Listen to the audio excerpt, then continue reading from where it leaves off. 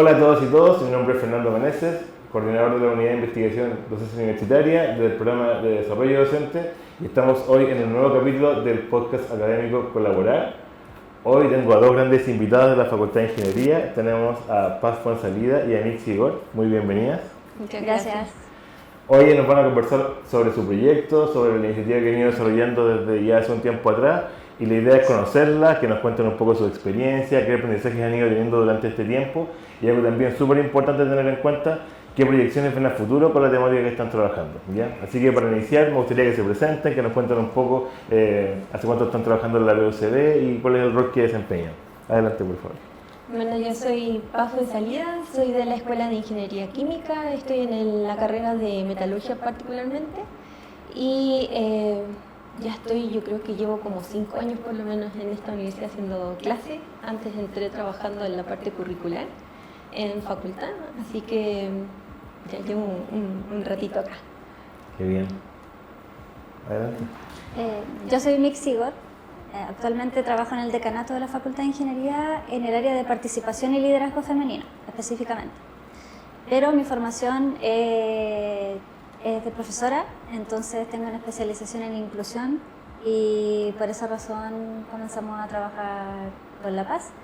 Llevo aproximadamente 3 años trabajando en la Facultad de Ingeniería. Ya, muy bien. ¿Y cómo se conocieron? Nos conocimos en el decanato. Trabajando yo estaba en el área curricular del decanato y Mixi en el área de liderazgo femenino, y ahí empezamos a trabajar en distintas áreas de las actividades que teníamos por Ingeniería 2030, donde hicimos un buen equipo, creo yo, y claro, ahora que yo me fui a la escuela, a planta, seguimos trabajando en distintos tipos de proyectos juntos. Genial. ¿Y cómo surgió la idea de hacer un proyecto? ¿Tenían ideas en común? ¿Habían conversado en el pasillo? ¿Habían ya como empezado a trabajar este tema? ¿Cómo surgió esta idea? Bueno, ahí a raíz de una necesidad que palpábamos, ¿cierto?, con otro colega con el que trabajo, que también está en el proyecto, que es Álvaro Aracena, porque en este proyecto tenemos a Álvaro Aracena, que también es profesor de la Escuela de Ingeniería Química, y 2 estudiantes de la carrera de Metalurgia. Y estos 2 estudiantes, la gracia era que, los tengo que mencionar porque ellos hicieron un gran trabajo este año. Álvaro Astraín, que ya se graduó, y Catalina Doré, quien todavía le queda un poquito, está como a mitad de carrera. Por lo tanto, teníamos 2 visiones distintas, porque 2 generaciones muy distintas, y además en 2 niveles distintos. Ambos habían pasado por las asignaturas del laboratorio, por lo tanto nos podían aportar mucho de su percepción y de su labor. Entonces, a raíz de justamente esta percepción que teníamos como profesores con Álvaro de que a los laboratorios les faltaba un poco de articulación con lo que uno ve en cátedra. Entonces, nos preguntábamos, bueno, ¿y cómo mejoramos esto? Pero que no sea solamente en las asignaturas que uno imparte, ¿cierto? Sino que sea algo que aporte a la escuela y a la carrera. Y bajo esa primicia, ¿cierto?, de ver cómo mejoramos y darnos cuenta de que quizás los espacios no eran adecuados, y uno empieza, ¿cierto?, a vislumbrar ciertas características que son necesarias trabajarlas, se nos ocurrió y apareció, ¿cierto?, la postulación de estos proyectos de investigación, poder empezar a indagar y hacer algo exploratorio para poder relevar todas esas características y todos esos factores que están afectando esta articulación. Y ahí justamente, como tenía que ver la parte de inclusión, y mi idea era incluir la diversificación, que creo que es algo que como docente y como ingeniero sobre todo nos cuesta mucho, porque no es nuestro fuerte y no es nuestra formación, ¿cierto? Se me ocurrió que la mejor persona que podía apoyarnos con su expertise en inclusión y además porque ella participa en una fundación también que tiene que ver con inclusión, era Mixi. Y ahí empezamos a conversar, empezamos a organizar las ideas, porque también uno disperso, así como no quiero hacer mucho y abarcar mucho, pero hay que ir acotando. Mixi nos ayudó en este reenfoque, en todo lo que tiene que ver con lo conceptual, el lenguaje universal también, el diseño universal de aprendizaje. Muy interesante porque aquí vemos como la pedagogía y la ingeniería van convergiendo. ¿Cómo ha sido para ti como profesora de formación el mirar el mundo de los ingenieros desde la inclusión? ¿No pareciera que esa ecuación es interesante? Sí. Ha sido un desafío, pero también ha sido algo súper bonito de trabajar. Es bueno porque en el fondo hay harto que hacer en la Facultad de Ingeniería. Como dice Paz, en general los ramos los hacen ingenieros, no necesariamente pedagogos o gente que haga docencia. Lo hacen obviamente porque la experiencia, llevan años enseñando. Y las aulas cada año van siendo más diversas.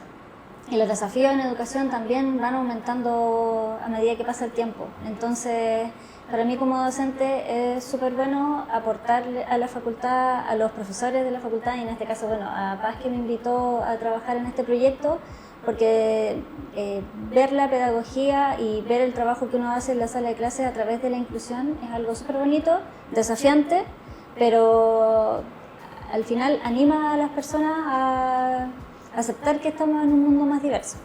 Y hace también que obviamente las disciplinas, lo disciplinar, porque en el fondo también los estudiantes van a salir para ser ingenieros más adelante, se van con esta nueva mirada, esta nueva perspectiva respecto de su propia labor. Claro, y además hay que considerar que la parte práctica en la ingeniería es muy importante, porque vemos conceptos muy complejos, es una ciencia dura. En general, hay un estudio que a mí me gusta mucho y que me marcó mucho cuando yo estudié mi magíster en el área de educación, y que decía que los ingenieros enseñamos como aprendimos. Entonces, si uno lo piensa desde esa perspectiva, y este estudio abarcaba muchas universidades y muchas ingenierías en distintas disciplinas, uno se da cuenta que al final hay una herencia, digamos, no sé si de errores, pero como de falta de pedagogía, si lo miramos desde otra perspectiva, que en el fondo se va heredando y también no se transforma tan rápido, porque estamos todos acostumbrados a decir, bueno, 1 más 1 es 2. Y eso, y se explica así, 1 más 1, 2, listo. A nadie se le ocurre que quizás ese 1 se puede representar, voy a inventar, con una pelotita más pelotita dentro de un círculo, y son, no sé, otras formas, ¿me entiendes?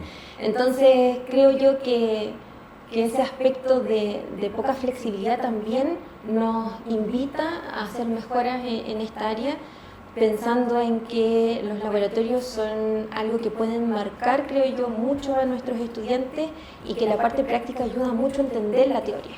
Entonces, creo yo que es una parte que necesitamos trabajar como docentes. Muy interesante, porque en este proyecto que ustedes tienen, que en el fondo es inclusión y diversificación para el aprendizaje en los laboratorios, ahí la pregunta es, ¿por qué el laboratorio? ¿Qué tiene de especial ese espacio que ustedes consideraron que era como importante de poner énfasis para desarrollar esta iniciativa? Ahí los laboratorios, bueno, son una cantidad de horas presenciales importante, porque son 2 bloques, y generalmente esa actividad debería apuntar a verificar vivencialmente las técnicas, protocolos, y en el fondo poder medir, y que el alumno finalmente, cuando sea ingeniero, independiente del nivel al que llegue, ¿cierto? Y del lugar donde trabaje, siempre va a tener que medir. Y si en el fondo en la universidad no lo hacemos medir, ¿cómo va a hacerlo cuando salga?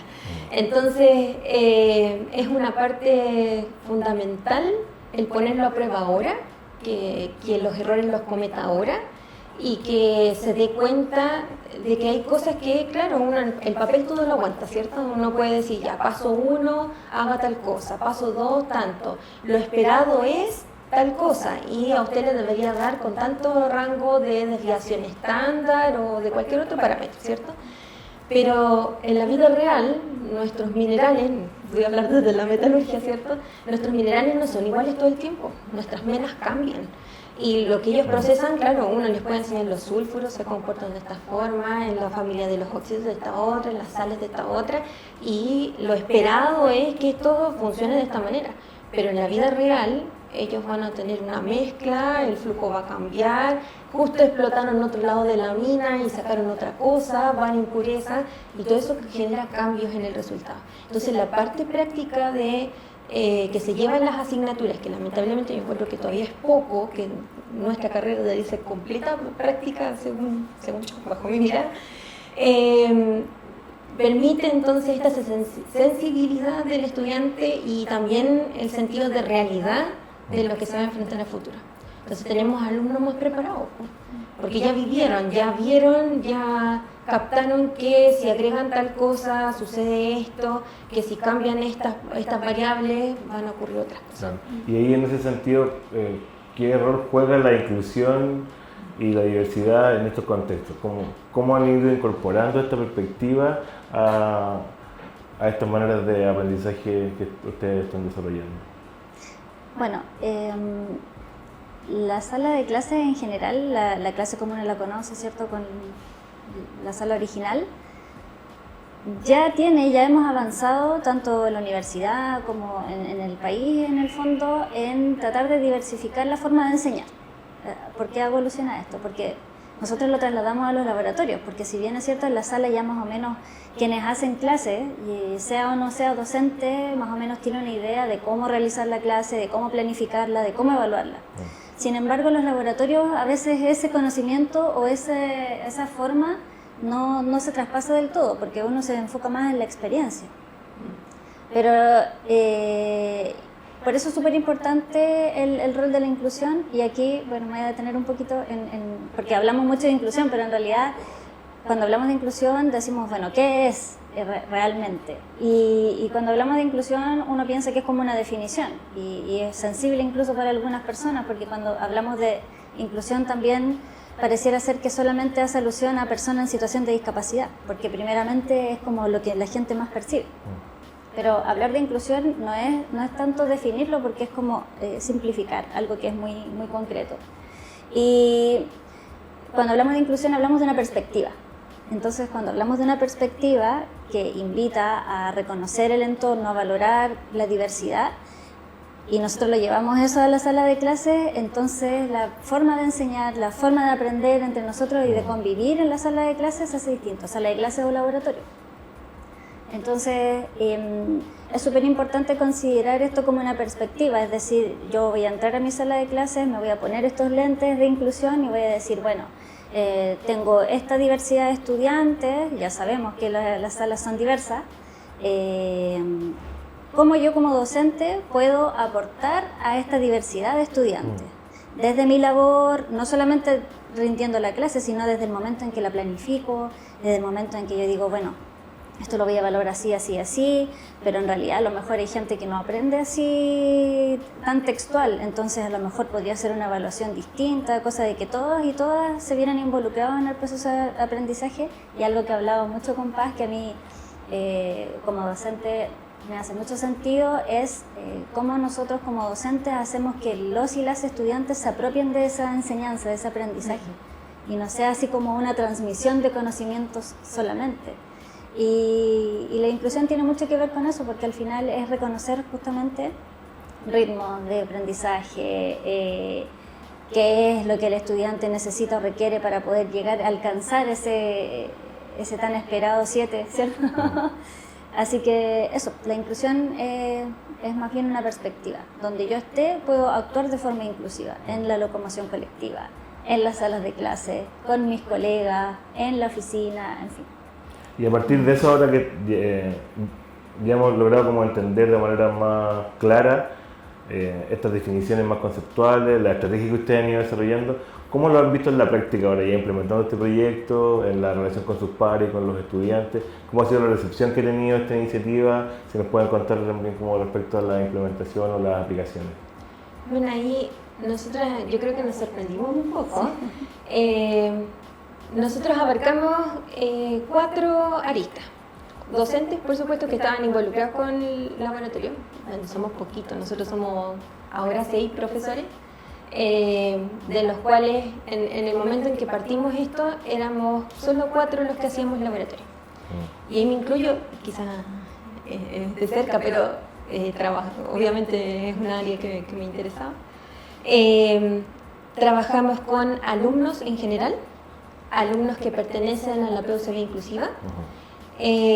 Trabajamos, incluimos a las laboratoristas, que son las personas que nos ayudan a armar los laboratorios, desde la parte de la instrumentación, de la limpieza, del espacio, etc. Por lo tanto juegan un rol fundamental. Y los alumnos. Y bueno, aplicamos ahí focus group en algunos casos, entrevistas en otros y encuestas para otras secciones. Y de todo este resultado, claro, lo que más se agradeció, que fue algo que a mí me impactó, fue que los alumnos en general, alumni y alumnos, incluso los laboratoristas, agradecieron la consideración de estarlos escuchando a ellos de su percepción acerca de esta vivencia. Y eso creo yo que a mí personalmente como profesora me impacta, porque es como un cachetazo de decir, oye, quizás hay que escuchar más. Si bien uno trata de incluirlo, ¿cierto?, de diversas formas en el aula, pero también quizás no es suficiente con la encuesta docente que nos hacen y leerla y analizar y qué sé yo, los comentarios que aparecen, o las encuestas que uno hace internamente con los alumnos durante el proceso, sino que también dar espacios a la comunidad para que ellos manifiesten sus visiones también, porque nos aportaron cosas muy importantes. Y desde el punto de vista de la implementación, bueno, esta fue una etapa de investigación donde nosotros exploramos aquellas necesidades que existían, si efectivamente nuestras hipótesis iban bien enfocadas, y si aquello que nosotros estamos proponiendo también a raíz de todo este levantamiento de datos era acertado o no. Y también, obviamente, probarlo con la gente que tiene en este momento o ha declarado tener una condición particular o una discapacidad específica. Entonces, creo yo que ha sido un espacio muy enriquecedor desde el punto de vista de conocer y escuchar también cómo ellos viven eso que uno planifica para ellos. Y ahí, bueno, no sé si después vamos a hablar de las cosas que descubrimos, pero es una etapa bastante importante, creo yo, y un hito para nosotros como carrera el poder mejorar ahora todos esos aspectos. Pero en todo caso, también yo quisiera que La Paz nos contara, porque igual nosotros levantamos información en esta primera etapa y con ese poquito de información, esa harta información en realidad que recolectamos, ella también, junto con el otro profesor que es parte del proyecto, igual implementaron algunos cambios en sus clases. Claro, hicimos ahí unas pequeñas cambiecillos en la marcha. Ahí Matías nos va a contar entonces más en detalle. Exacto, y lo que pasa es que al final igual ellos ya empezaron a darse cuenta de que con lo que los estudiantes y las estudiantes les decían, podríamos hacer esto y esto es algo que podemos implementar ahora. Entonces eso es súper importante, porque cuando hay una predisposición del docente o la docente de querer hacer cambios o mejoras en su forma de enseñar, es fundamental, porque puede ser desde algo muy pequeñito, algo que le va a significar un tremendo logro a los estudiantes. Así es. Muy bien, continuamos con nuestro podcast. Quiero desde ya comentarles que en nuestra página colabpucd.cl ustedes van a poder tener acceso a todos los capítulos de la primera temporada y, por cierto, de esta segunda temporada que estamos ya inaugurando para este año 2026, ¿sí? Continuando con nuestras invitadas, me gustaría ahora que podamos soñar un poco, reflexionar, y me gustaría que me puedan definir en 3 conceptos cómo ha sido para ustedes este proyecto. Con 3 palabras clave o 3 elementos que ustedes dirían como muy significativos, que representan muy bien este tema y cómo lo han ido desarrollando. Ya. El primero sería la docencia. Ya.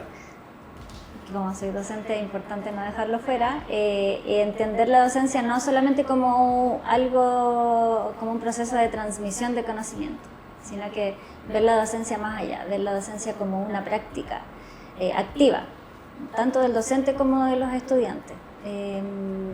Desde la forma en la que yo comienzo mi día pensando en cómo voy a enfrentarme a la sala de clases, a los y las estudiantes, hasta cómo terminó la clase, si realmente quedé satisfecha con esto que hice, no quedé satisfecha con esto que hice, cómo lo puedo mejorar, en fin. La docencia implica también mucha constante mejora. Eso lo hace un poco, es verdad que es un poco agotador, lo vamos a decir de esa forma ya.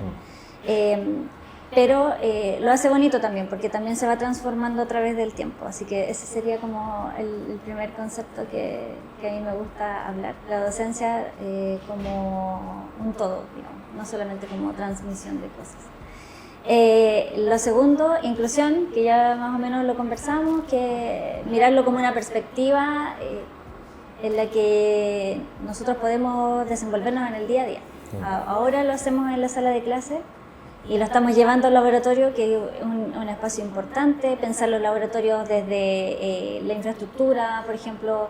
No sabemos si, como comentábamos internamente, no sabemos en otras escuelas, a lo mejor no hay laboratorios como los que hay en química, pero a lo mejor en otras escuelas hay otros lugares donde se hace más práctico el saber. Y es súper importante considerar, por ejemplo, si es que llega un estudiante o una estudiante en situación de discapacidad o usuaria de silla de ruedas, por ejemplo, el laboratorio está adaptado para eso, él o la estudiante va a poder desenvolverse como el resto de sus compañeros en ese espacio en particular. Entonces es súper importante hablar de la inclusión y también apropiarnos de la inclusión. Ahí te puedo acotar algo, porque aquí lo importante, y yo creo que lo que ha sido como nuestra bandera de estandarte, es en el fondo que aquí el aprendizaje es para todos y todas. Entonces, estas adecuaciones, estas mejoras que estamos buscando, estos apoyos pedagógicos que queremos implementar, en el fondo apuntan no solo a aquellos que están en una condición determinada, sino que es para todos.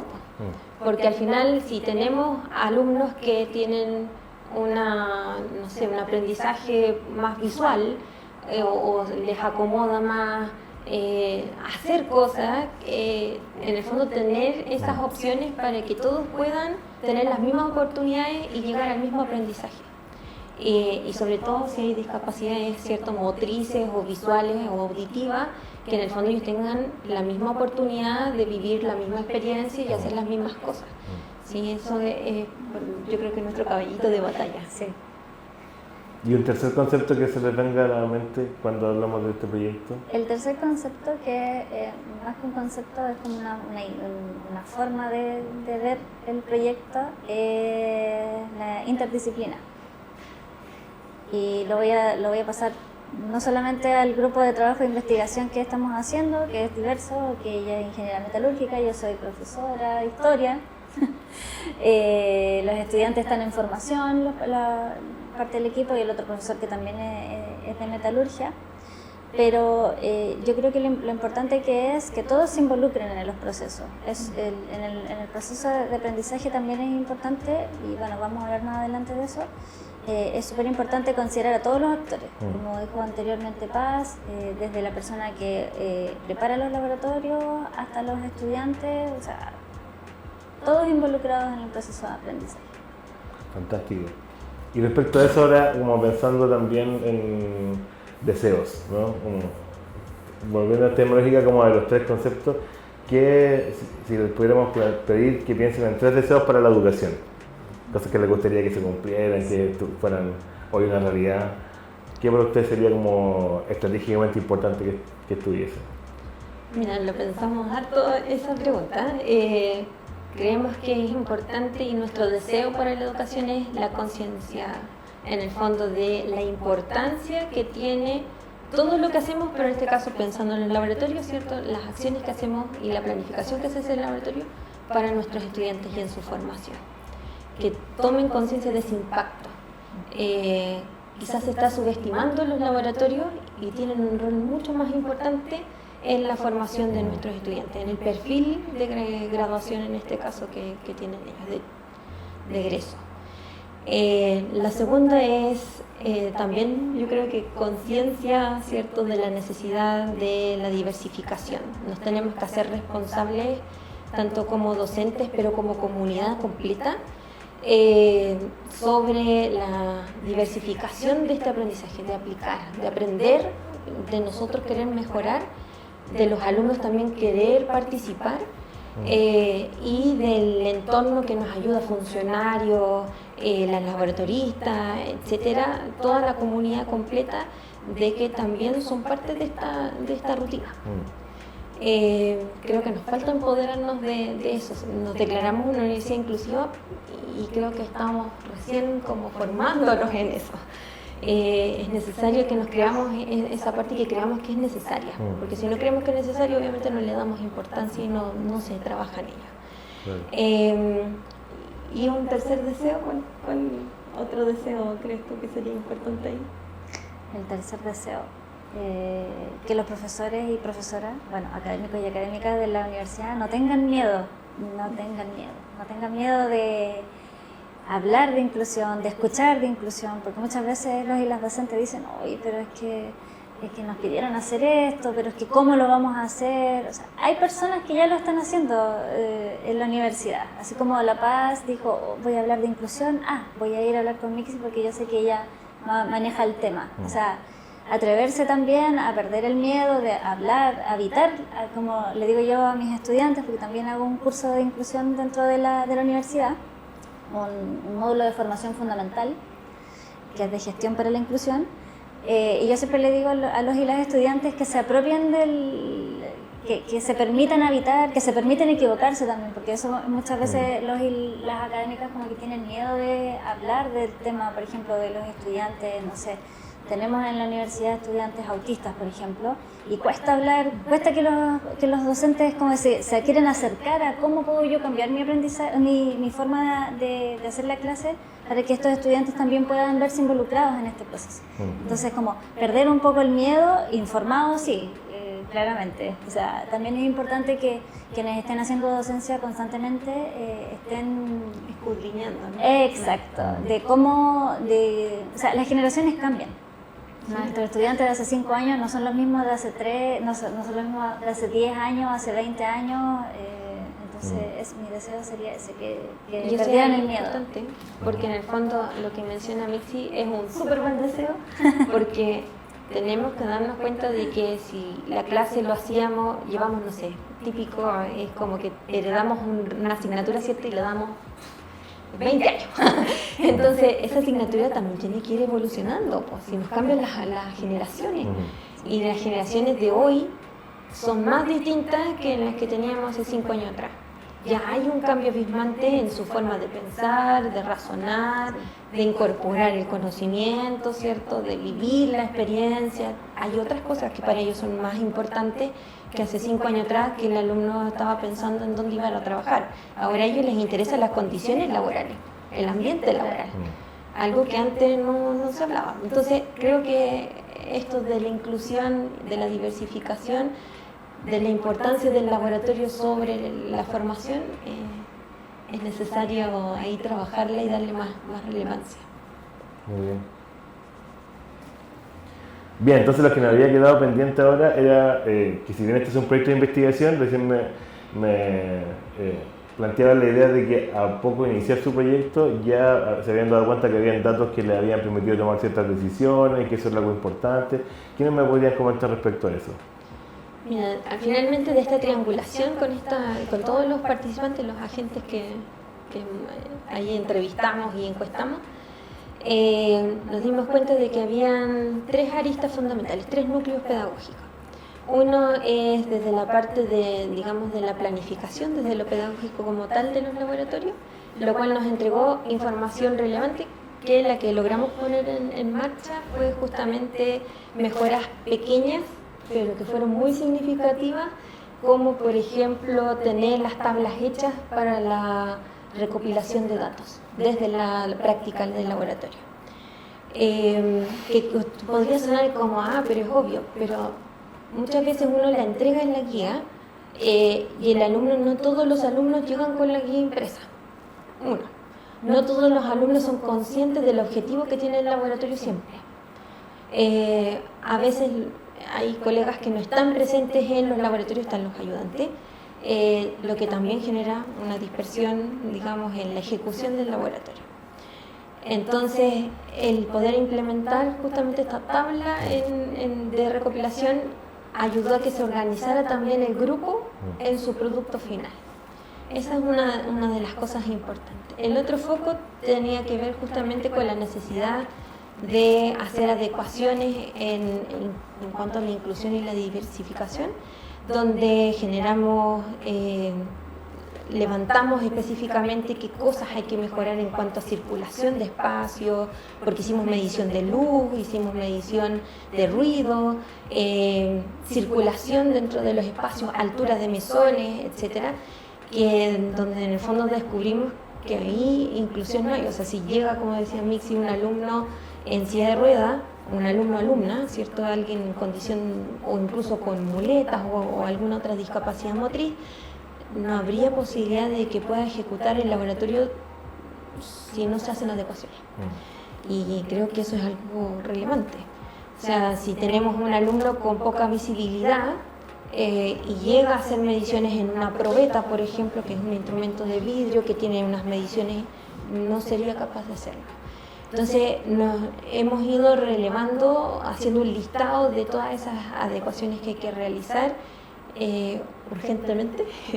Y nuestra idea ahí, en el fondo voy a mezclar un poco tus preguntas porque ese es uno de los siguientes pasos que queremos hacer, implementar todas estas ideas en este año, buscar las formas de también postular quizás a otros fondos para poder generar nuevos instrumentos o aparatos que vengan a colaborar en mediciones, en, qué sé yo, por ejemplo, si alguien no tiene la capacidad de asir algún instrumento, tener un aparato que pueda colaborarle con ello, pero que el alumno no se quede, en este caso el estudiante, los estudiantes, las estudiantes, no se queden sin poder vivir alguna experiencia.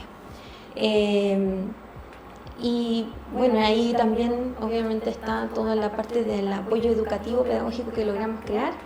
Se hicieron apoyos, mejoras en la guía instruccional, donde incorporamos iconografías, cambios según el diseño universal de aprendizaje y otras normas de inclusión que existen a nivel internacional y nacional, para poder hacer esa guía visualmente más amigable, menos agobiadora, que fue una carga cognitiva muy fuerte, decían los alumnos, durante el proceso de entender la guía y de saber qué era lo que tenían que hacer. Entonces, ahí hay varios elementos que queremos poner a prueba este semestre y poder medirlos en nuestra idea para poder enriquecer este proceso. Importante lo que señala. Sí, respecto como a desafíos a futuro, ¿qué otra cosa te identificas como importante a partir de este proyecto? El desafío más importante es que los y las docentes se empiecen a dar cuenta de que pueden hacer cosas en los laboratorios, o sea, de que es un espacio donde hay que empezar a repensar el aprendizaje. Otro de los desafíos siempre son los recursos, bueno, eso no lo podemos dejar fuera también. Hace falta, esta investigación se realiza gracias a un fondo adjudicado y para continuar hay que volver a postular. Entonces, los recursos principalmente son también un desafío importante y que también en las direcciones de las diferentes facultades también, no solamente la Facultad de Ingeniería, sino que en las diferentes facultades de la universidad también empiezan a pensar la inclusión como una parte prioritaria, digamos, de la planificación del año. Claro. Eso es un desafío importante porque, bueno, hablamos de género, en la Facultad de Ingeniería ya llevamos 3 años empezando este tema de la participación de las mujeres en ingeniería, que sabemos que es bajita. Entonces, al alero del proyecto de Ingeniería 2030 se comienza a pensar en la facultad, en cómo vamos a llevar entonces estos objetivos respecto de igualdad de género en la facultad. Y se ha llevado progresivamente ya por 3 años y ya vamos para el 4º año, por una voluntad también del mismo decanato de continuar con estas iniciativas. Entonces, para la inclusión debería ser lo mismo, ¿cierto? Como que sea parte de la agenda, digamos, no sé cómo decirlo, pero sea parte de la planificación. Y eso es un desafío importante que todavía falta. Es parte de nuestra cultura, que sí. Tenemos que incorporarlo. Y ya para ir cerrando, ¿qué consejo le podrían dar ustedes a algún colega o a algún estudiante que les interese esta temática que está poniendo en juego, ¿no? Los aprendizajes, los laboratorios, la inclusión, la diversidad, la ingeniería? ¿Qué consejo podrían darnos a aquellos que nos gustaría a lo mejor aprender un poco más y investigar también más sobre estas cosas? Bueno, desde la práctica, digamos, de lanzarse a proponer un proyecto, creo que es súper importante la planificación. Ahí hay que pensar efectivamente los agentes a los que uno va a considerar dentro del estudio, conseguir que las personas participen por la rutina diaria que hay. Cuesta y en el fondo siempre es el factor que nos va retrasando la carta Gantt un poco, así que yo creo que si van a pensar, y el consejo es asegurarse con un grupo aunque sea pequeño de cada una de la triangulación que vamos a mirar, para poder en el fondo abarcar distintas aristas pero tener ahí un foco seguro. Porque ahí cuesta un poco también la confianza, hay que generar lazos de confianza para que puedan expresarse sin miedo, ¿cierto? Ahí yo creo que es uno de los factores que hay que ponerle ojo cuando uno quiere postular. Y yo creo que lo que decía Mixi, en el fondo no tener miedo de proponer, de indagar en el área de inclusión, creo que todo aporta, todo es nuevo conocimiento en el fondo que nos va a permitir ir evolucionando y mejorando, porque al final aquí estamos aportando a la mejora docente, la mejora de nuestras prácticas. Si nosotros no mejoramos nuestras prácticas, los perjudicados son nuestros alumnos en formación. Así Muy bien. Solamente mi consejo es o sea, más que mi consejo, o sea, invitar a los colegas académicos y académicas a, en efecto, perder el miedo a la inclusión. Hay un montón de manuales en internet que son súper cortitos, pero que están en todos lados, lo pueden encontrar, respecto de cómo hablar de personas en situación de discapacidad, cómo hablar de las personas mayores, porque y son manuales que van saliendo desde los mismos grupos, en este caso, a los que pertenecen.